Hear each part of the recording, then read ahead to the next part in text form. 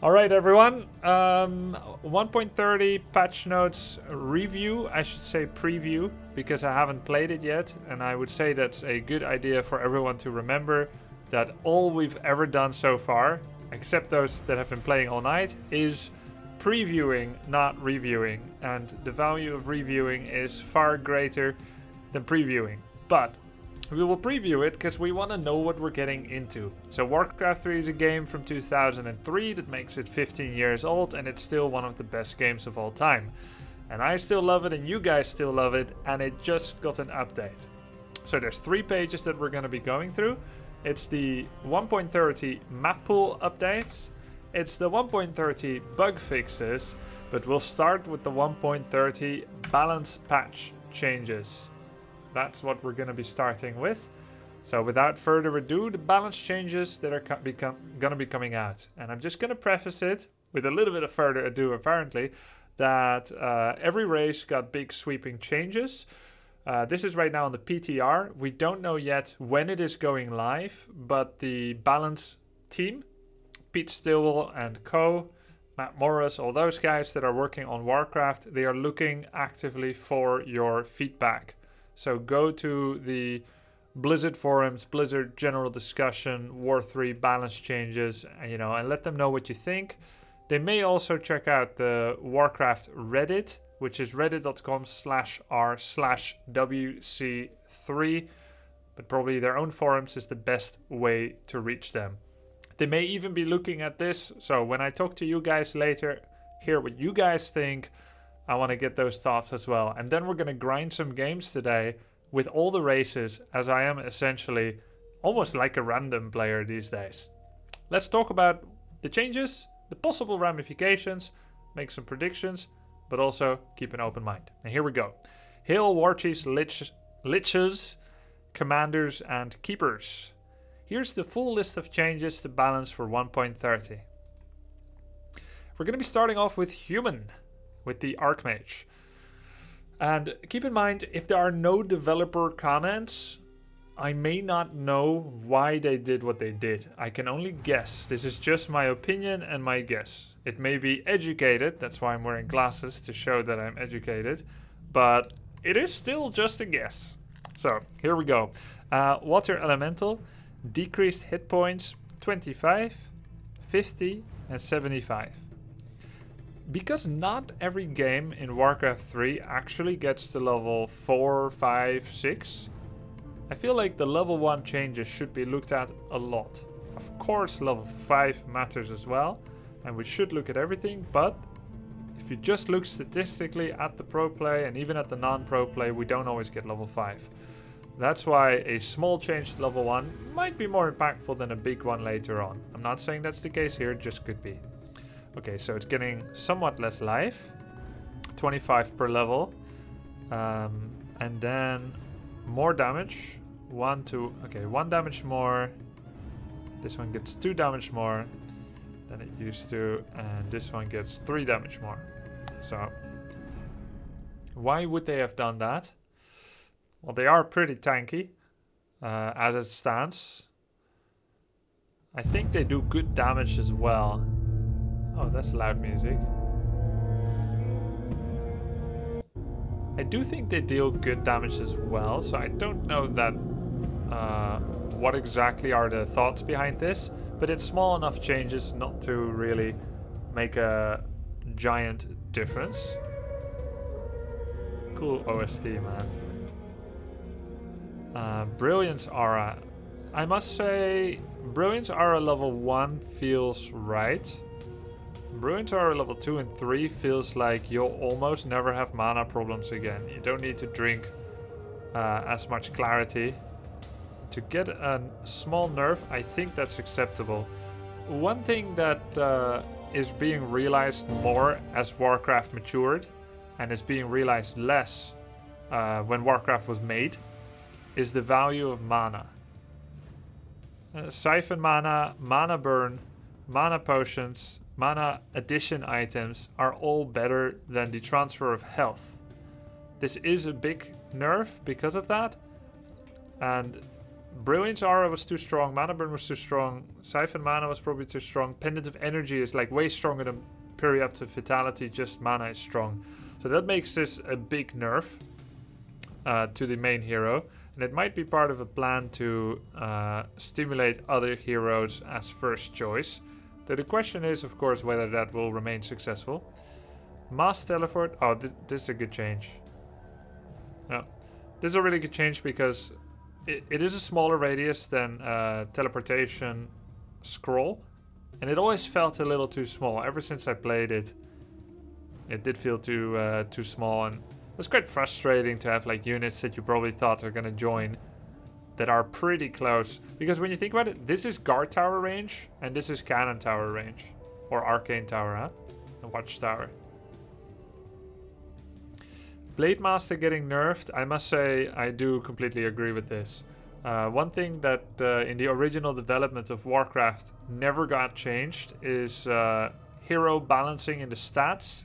What did get changed from time to time in the early patches from like 2003 to 2008 when the game was being regularly patched, abilities sometimes got changed a bit, but stats not so much. And one thing that really came forward is that agility is the strongest stat in the game. That's why Blademaster, and especially melee agility, that's why Blade and Demon are like the best heroes in the game. And although this is a rather big change, they already tried to make a smaller change with Critical Strike, where Claws and Orb and Kodo Aura do no longer multiply with Critical Strike. What I will say is that although this is just one thing in the patch notes, I did peruse the patch notes before already, and I know there's a lot of unit changes coming as well. This better be compensated by army buffs, because this is huge. I did take a small look at the Reddit forums, and people are, as usual, knee-jerk reacting with very little professional and top-level experience. And they say, like, they hyper-focus on one change, Fortified Burrows in this case, and they're like, well, that's just gonna break everything. Pro players and tournament players, it should be balanced around that, and they should have some kind of knowledge, I guess, on the topic. And this is huge. But I think it's justified. Why? Think about it. Blade got nerfed on Critical Strike. Farseer got buffs on Farsight, Chain Lightning and Feral Spirits at the same time. And after trying out a few weeks of Farseer, I and many others went straight back to Blade. Because just better DPS. And now he's nerfed a lot. They could have done one agility like they did with Demon Hunter last patch, but they went for two. And I think it's fair. Blade is probably the best hero in the game in terms of DPS and tanking. Although he doesn't offer like an aura, which can be huge. Let's see how it works out. If Blade is now gone into obsolescence, is that a word? Obscurity, uselessness, they can just +1 again. 1 wouldn't have done it. 2, I think it's fair. When I play against Blade, I feel the pain. I get it. Frost Armor to me seems like a very strong ability, especially against Orc. They say reduce slow duration to 4. I don't know what it was, but it feels like 6 when I play against it. I think that's fair. Obsolescence is a word? Great, thank you. Oh, it was 5? Okay, well that's fair.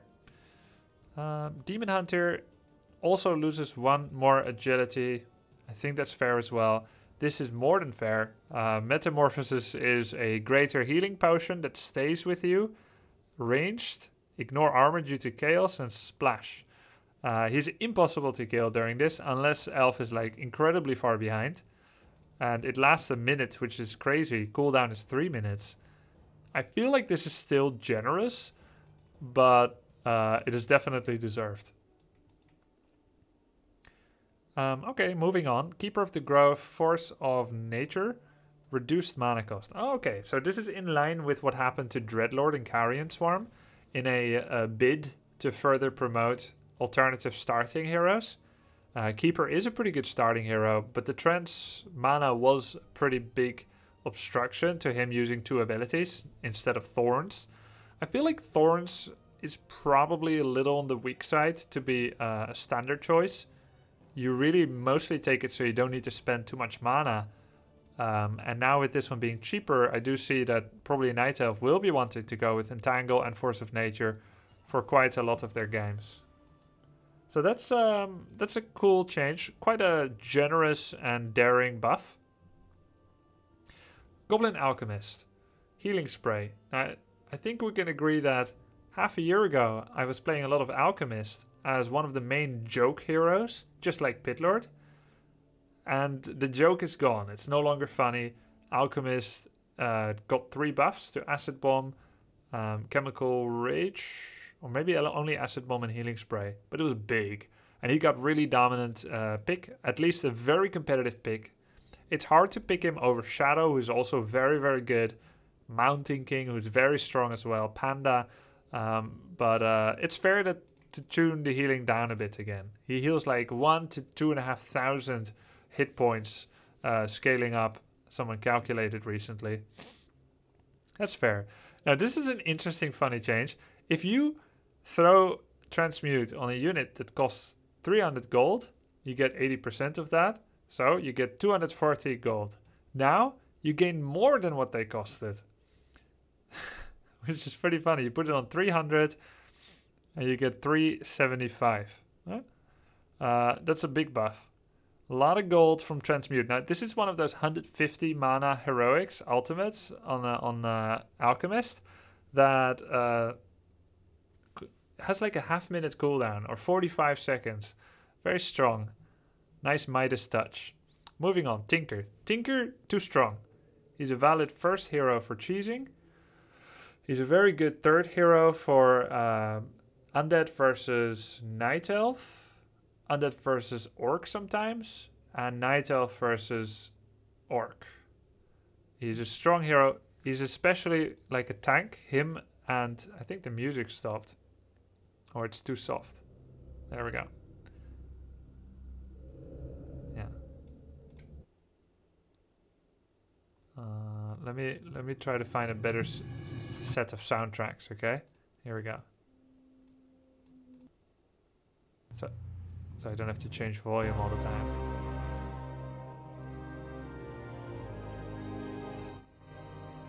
Okay. Yeah, Tinker gets used a lot for tanking. And I think both Factory and himself are a bit too strong. Rockets are a bit weak. So they say reduce armor by 1. Pocket Factory has heavy armor instead of normal. So let's talk about how that will change things. Pocket Factory having normal armor, like medium, I think they mean, right? It's medium. Means that it has to be taken out by things that have normal attack damage. And that is grunts.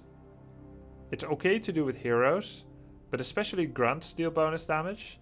And footmen, and ghouls, and skeletons. It's now going to have heavy armor, which means it needs to get attacked. Yeah, it's medium armor. It needs to get attacked with magic, which is like Destroyer, Frostworm, Witch Doctor, Shaman, you know, Spirit Walker, Necromancer, Banshee, those kind of things. Sorceress, Priest. So the Pocket Factory, because it spawns little clockwork goblins that do a basic attack and explode upon impact, right now the enemy of Pocket Factory is melee. Tier 1 melee and Tier 3 melee. Ghoul, Abomination, Tar and Grunt. And it counters the thing that needs to attack it to clear it the quickest. Now it's going to be able to get taken out by ranged things, which it doesn't easily explode upon. So this is a pretty big sweeping nerf to Factory. It might be too much, actually, if you can just focus it down easily with magic against heavy. I do think it had to get nerfed, but in experience it might prove to be a little bit too much. My old counterplay was using peons and grunts to kill the Factory in the middle of a Druid of the Talon fight against Grunt, Raider, Walker. The Walkers would do whatever, attack, move, and Grunts and Raiders would like, especially Grunts would attack the Factory with bonus damage, like 50% bonus, I think. But now you can use Walkers and do double damage on the factory. And you just pull your grunts away would be the correct play. Grunts raiders away, kill it in absence of any melee, and that's going to be a lot easier. Does it mean that factory is better early game? It might mean that because militia are now worse at killing factory. Yes. That's another change. Good point, guys. Although it is risky to attack factory level 1, especially factory level 3, level 2, with militia, that is risky. It is still a really good quick fix to factory. So if anything, this would make Tinker a better level, like first hero, but a worse third hero. Which is interesting because right now he mostly gets used as a third and a very occasional first in the human Night Elf matchup. This has the biggest effect on early game human Night Elf and on the late game Orc Night Elf. Let's see how it pans out. Engineering upgrade will also make Clockwork Goblins worse. Okay. Making this worse for Clockwork Goblins leads to a maybe I can play Rockets and Factory together. Because now there's a little bit less opportunity loss in engineering upgrade absence for the Factory. And then they make Rockets a little better. Probably still not very strong for cluster Rockets and this together. Cost a lot of mana. You don't get that synergy from the engineering upgrade. But it is closer to wanting those two than before.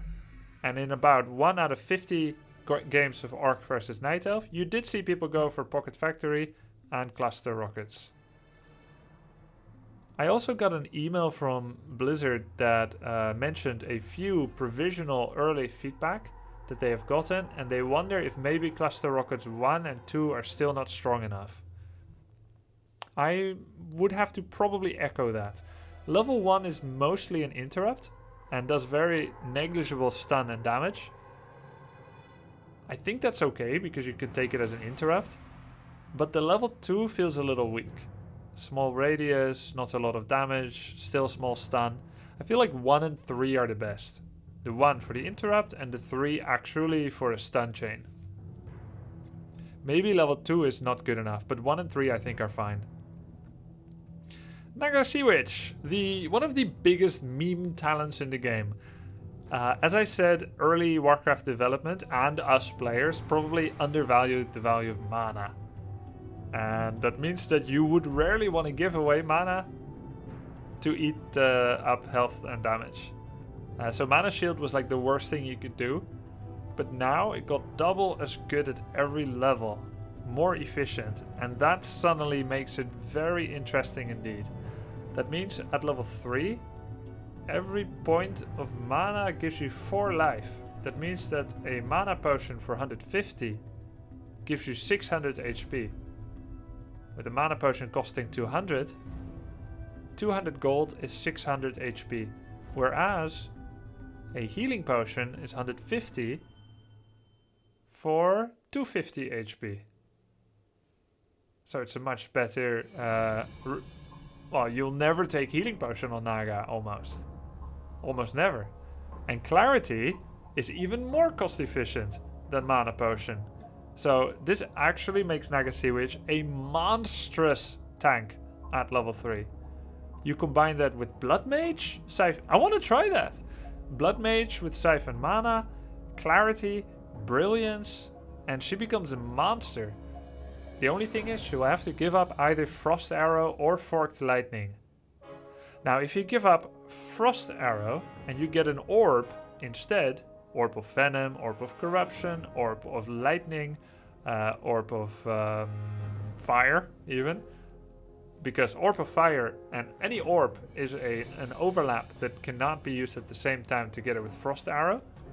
So you can have an Orb instead. That's quite nice. A strong, tanky, ranged with Orb and Forked Lightning. Pretty cool. I like the daringness of this change. Panda right now is too powerful.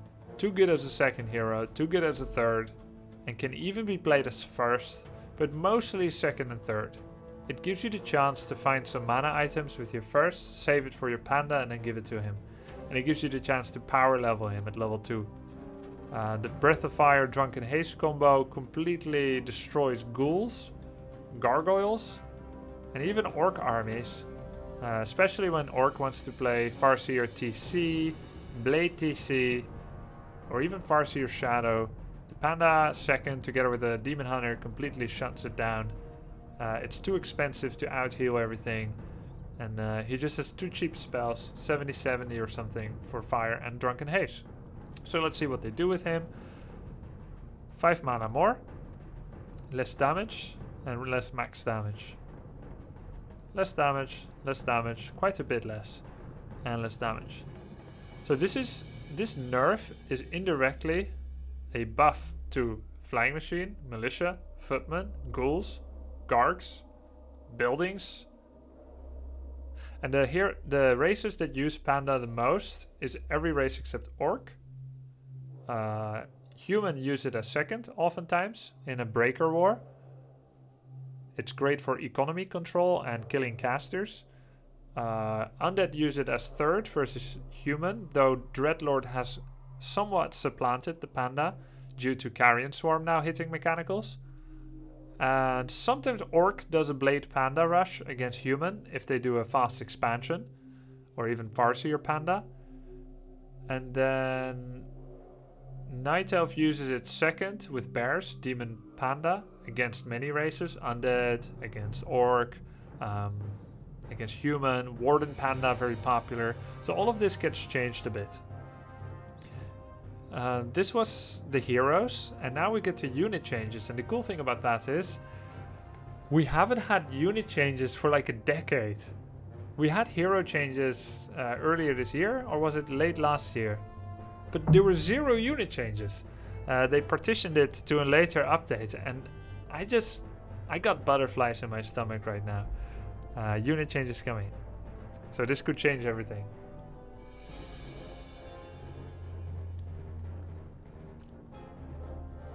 Flying Machine. Right now the Flying Machine is 1 food, has low damage, is a great scout, very fast, and it has true sight, so it sees invisible. It's very cheap, but you need quite a few workshops to mass them. A Flying Machine is 1/5 of the food of a destroyer and about 1/5 of the cost. Generally, Flying Machines right now are very polarizing. They either die without doing much. For example, they don't have Flak Cannon upgrade, which is the splash damage. There are too few of them. They get destroyed by Carrion Swarm or Pandaran's Fire Breath or Bat Riders. And they just keep doing nothing and nothing. You can make them, but you can never get them quick enough. And they just are not very useful. Until suddenly you have a critical amount, because they are like Corsairs in StarCraft 1.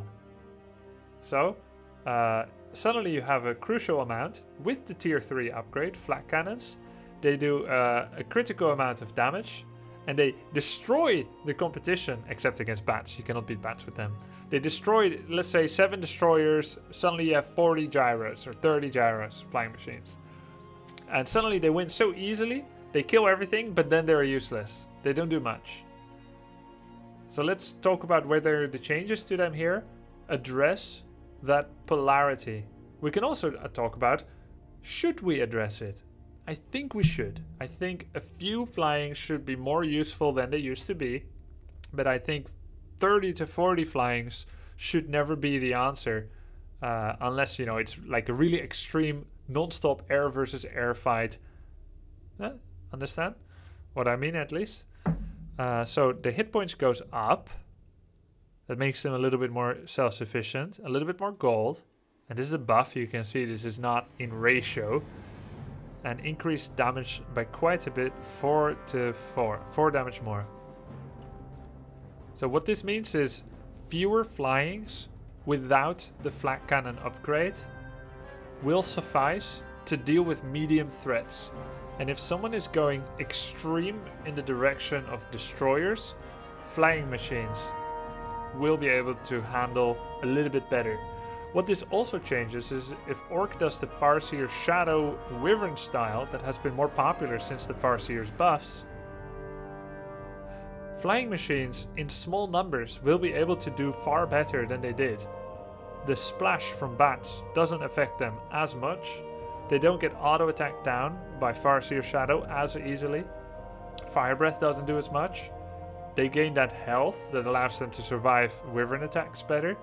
And because they do 4 more damage, which is a huge buff, as well as with the bonus health, having a squadron of flyings, like 2, 4, 6 flying machines, because they're so fast, they will continue to put damage on wyverns that try to harass over the trees. So they have an advantage that flying machines, that riflemen, casters, water elementals do not have. And because they outrun wyverns, they can chase better than Dragonhawk riders. They're also cheaper than Dragonhawk, and they can see the Blademaster. So I would say try it out, make a few flyings. When I played a lot of wyvern tactics in 2008 in Chinese tournament like PGL, there were many different ways to counter wyverns. There was a few rifles, there was a few flyings, and there was Dragonhawk riders. Those were the main responses, and I've always feared the flyings. They were quite strong because you suddenly get that air vision that none of the other things have. It's a big buff, so it's going to change a lot. Militia decreased duration by 5 seconds. Obviously a change like this cannot be rushed past. This is enormous. More difficult to fast expand. It's gonna possibly require a new look at various different maps to see if fast expansion is still possible. When you see this, you would say it's probably still possible, and sometimes it's an advantage because you send militia to your expansion, they get to build earlier on. It can be a buff, but that's like 1 to 5% of the cases. 95% of the time it's a nerf. Let's talk about what this means. 5%, no, not 5%, 5 seconds less roaming distance to use militia halfway across the map to start fighting mid of the map fights. So what you have now is that humans, they put their wood peasants on a control group, and then as soon as, take Amazonia for instance. Amazonia is a small map, and anytime you fight in the middle, they hit the control group for the wood peasants, and you make militia and you just send them, and suddenly you bolster the fight with like 10 footman level DPS militia with 2 or 4 armor they have, right? And it's throwaway food that does a lot of extra damage. That radius is reduced by 5 seconds. Fast expanding gets 5 seconds less of militia DPS while taking down a rock golem, trolls. Tower rushing.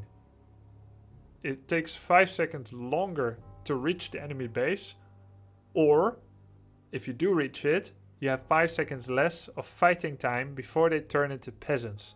Now if you look at the travel distance on most maps, generally when militia reach the enemy main base for a tower rush, you have in between 12 to 0 seconds to fight with militia before they turn into peasants. Take a map like Tarina's Stand, and they pretty much run out of duration by the time you arrive. And take a map like Echo Isles, and they can fight for about 12 seconds before they turn into a peasant. That has been reduced by 5, and I think when you look at it that way, it doesn't invalidate Tower Rush, and it makes it a little weaker, and I think that's fair. Human against Orc is very effective with Tower Rush, and they have been since 2005, and it is kind of exciting, but it's not always very nice gameplay because it ends early. There is very little strategical wriggling that both players can do. It's just kind of like an all-in, and despite all the collective ingenuity of the Orc race, it has been very difficult to defend such tower rushes. It can, but a lot of it banked off the power of a good early game, good items, a strong Blademaster, and keep in mind Blademaster -2 agility. So let's see how that pans out. But this is a big change, one of the bigger ones so far, together with the blade agility loss. Moving on, Mortar teams, I think we agree. strongest siege unit in the game, besides the Raider and the Steam Tank, of course. But the strongest long distance siege unit. Mortar is the best, then the Militia from Orc, then Meat Wagon from Undead, and then the worst by far is the Game Thrower, also sometimes referred to as the Glaive Thrower. Mortar team has a big radius of damage, and they are addressing this. At the center it does 100% damage. At a slightly bigger outer ring it does half damage, and that ring has been shrunk. And at the even bigger ring it does a quarter of the main source damage, and that ring has also been shrunk a bit. Priest, Dispel Magic, goes from 500 to 600 range, so you can do it from further away. But there's now a cooldown. Before, 6 Priest could go like 20 Dispels in a space of 1 or 2 seconds. Now there's a big cooldown. I don't know why it's like this, or whether it was good, but I can talk about what I see in the playstyle. When 2 humans meet each other, they both make water elementals, and dispelling each other's water elementals is damn near instant among good humans. I don't know why the... Oh, okay. Soy Boy Justice Warrior, nice name by the way, said this has been done to inadvertently buff necromancers. Okay, so the anti-magic capabilities of this race, and maybe some other races, has been addressed in order to maybe give more possibility for necro, alternative tactics. That makes sense. But I can't accurately judge. I do play human and I do play Dispel, obviously, but I can't accurately judge whether this will break anything. Siege Engine. One of the less fun units to either play with or against. One of the most frustrating to lose against. Supply costs from 3 to 4. This is a big deal. This is most keenly felt in the fact that farms, now you need 1 farm for 2 siege engines instead of some partition that you can calculate yourself. And also it means that you can have fewer in a threshold until you reach 50 food, or a threshold until you reach 80 food, or a threshold until you get to 100 food.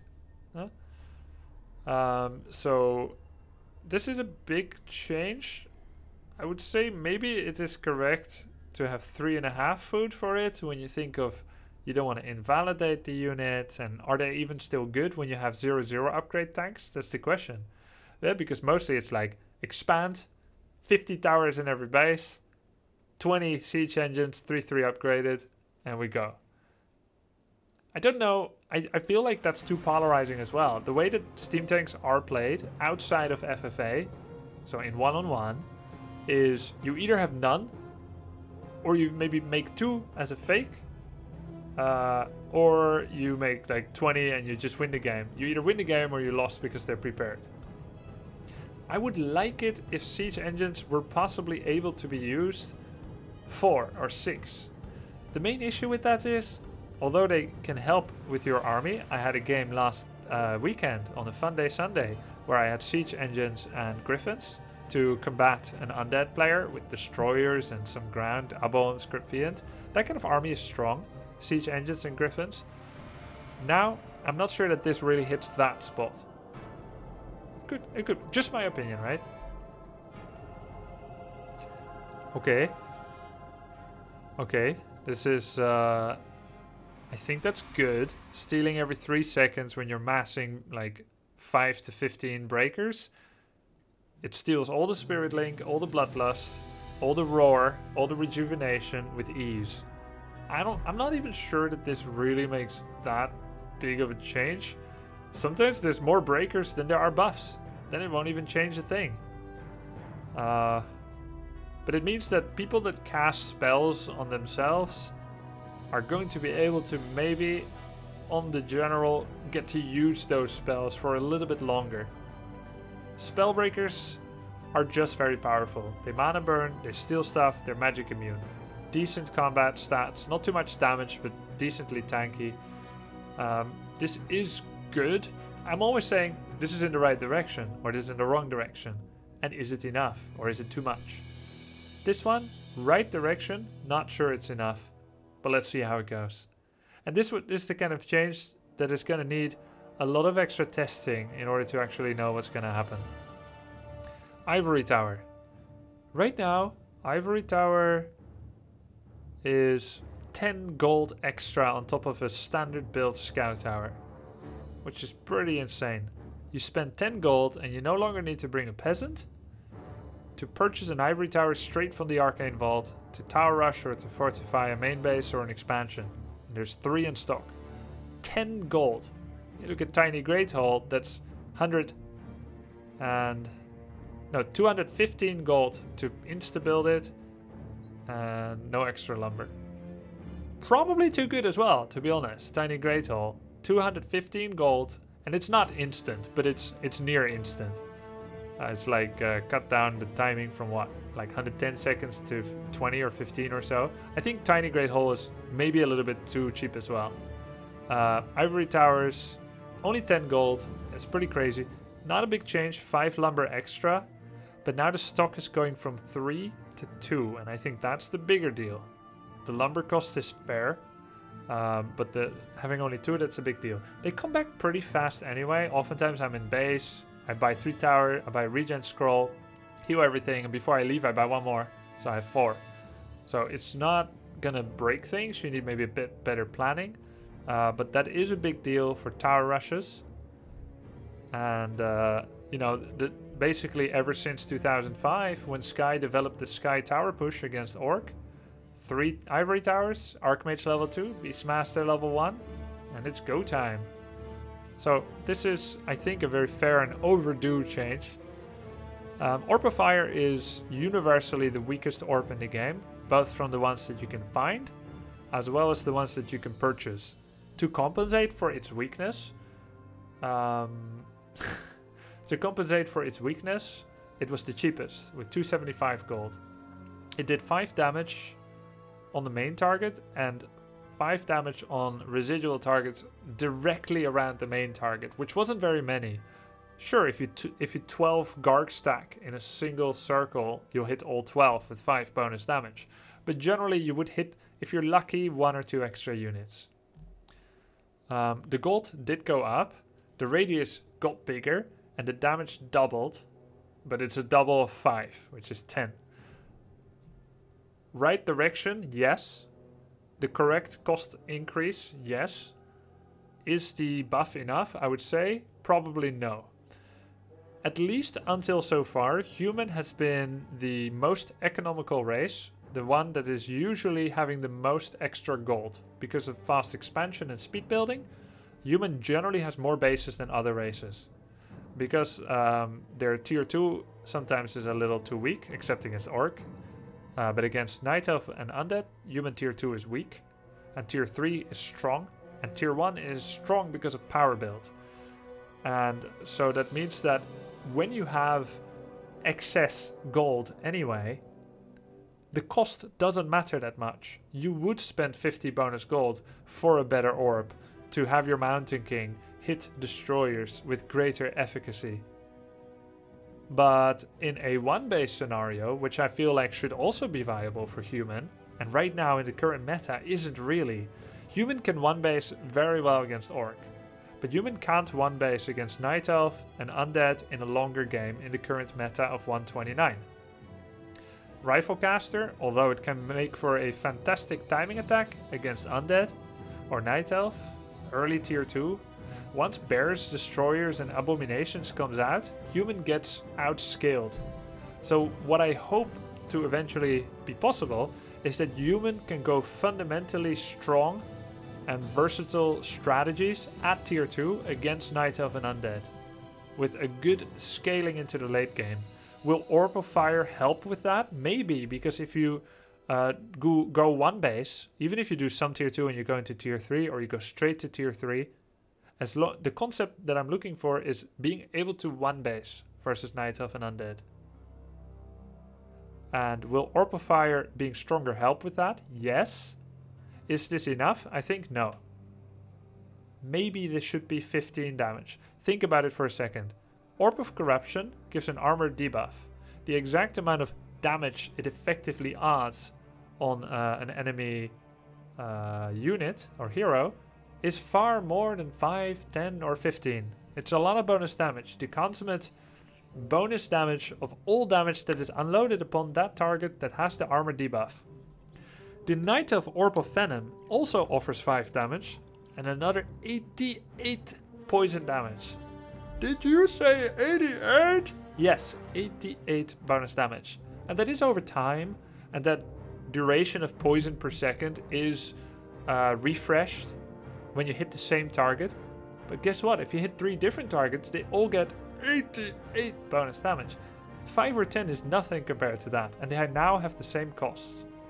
This radius could be 200 or 180, and this damage could be 15 maybe. But again, at least until now, human has been the most economical race, the most financially well-off race, with Night Elf following them, then Orc, and Undead having the fewest bases on statistics. So this is good changes, maybe not enough. I'll tell you what I feel about Defend right now.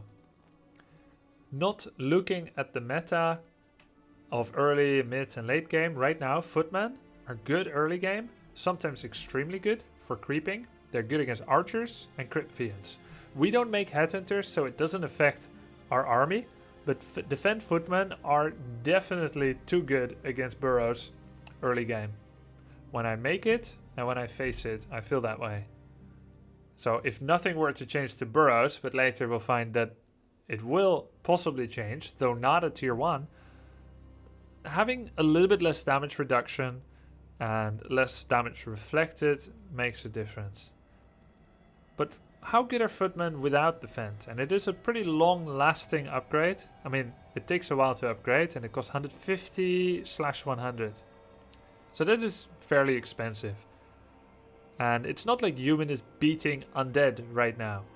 Human right now is forced to fast expand against undead, to be subjected against all the harass of Death Knight with Rod of Necromancy, maybe a few ghouls, then into Crypt Fiend and Lich, and they are defending all game long. They need to make a bunch of towers, and the way that human gets back at undead is by counterattacks, by throwing Footmen at undead, by defending against Crypt Fiends with Defend upgrade, to counterattack Acolytes, Ziggurats, using Zeppelin to buy enough time for their 2 bases to come up.